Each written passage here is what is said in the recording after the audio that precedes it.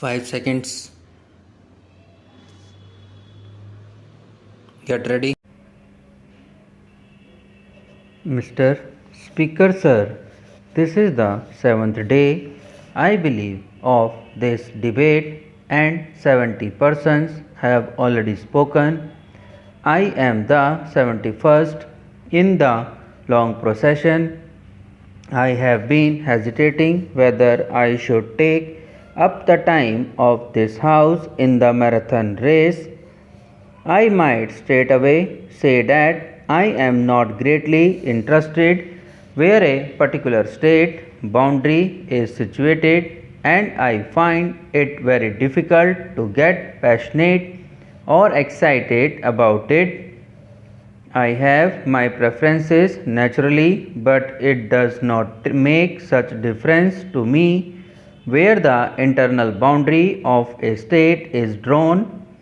Infinitely more important is what happens on either side of the boundary, what happens within the state, and what happens to people inside a particular state who may, linguistically or in any other sense, form a minority.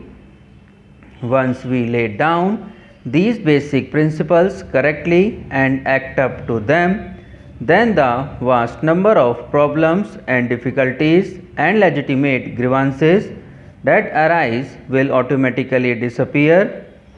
I may tell the House that I am not speaking specifically in my capacity as Prime Minister or on behalf of government, and I am not going to make any epoch-making pronouncement. We in government have been considering this report and other matters that flow from it for the last many weeks, and we shall continue to consider them till we come up to this House with our recommendations. Therefore, it will not be proper for me or for any other member of government to speak in any tone of finality about this matter, but I may give expression to my own inclinations in regard to the recommendations of the report and the other suggestions that have been made. One thing I should like to say is that I have regretted very greatly certain criticisms that have been made in the press against the Commission.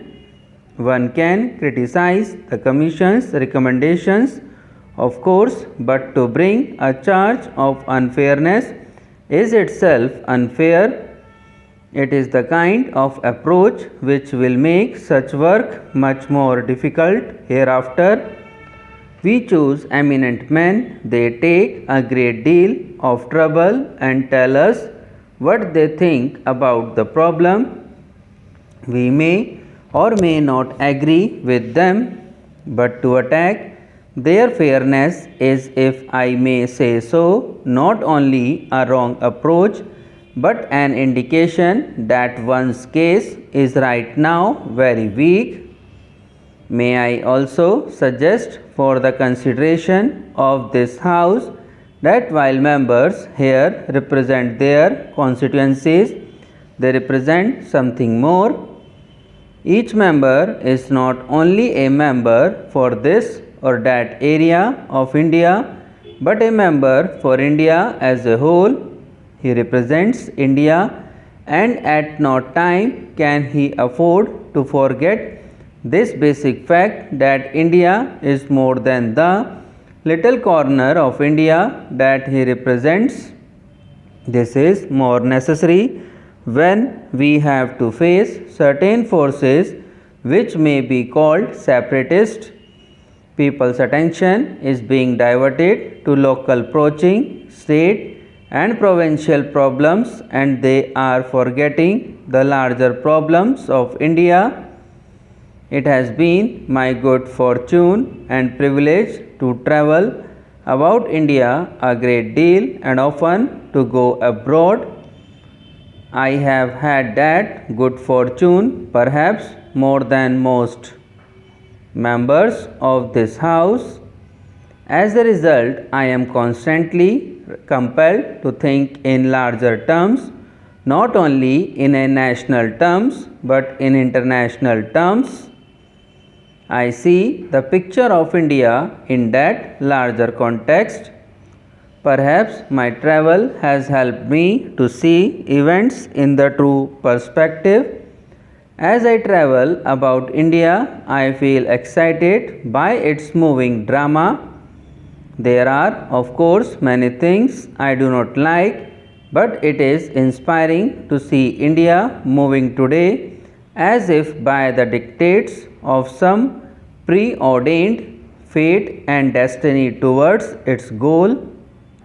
I submit to the House that we can see this better if we go abroad and see this country from some distance.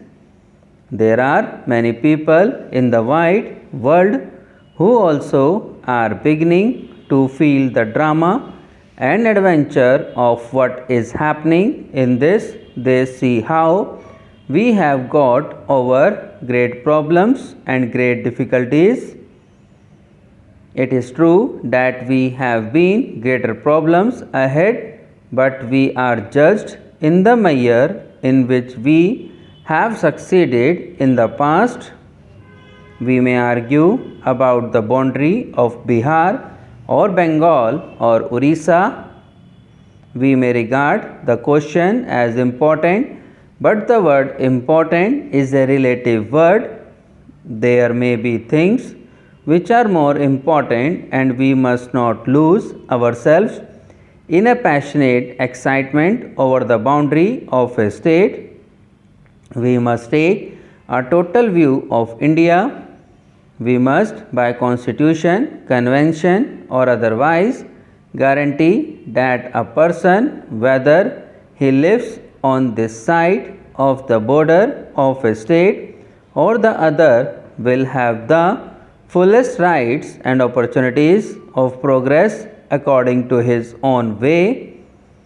That is my approach to this matter, but I feel that this larger outlook is sometimes lost sight of.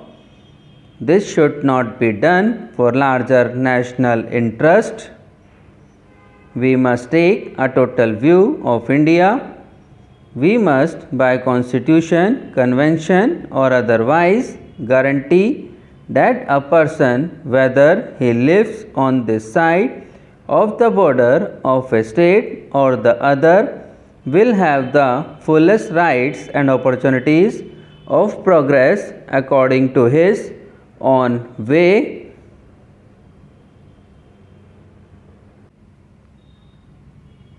Subscribe now and press the bell icon. Never miss an update.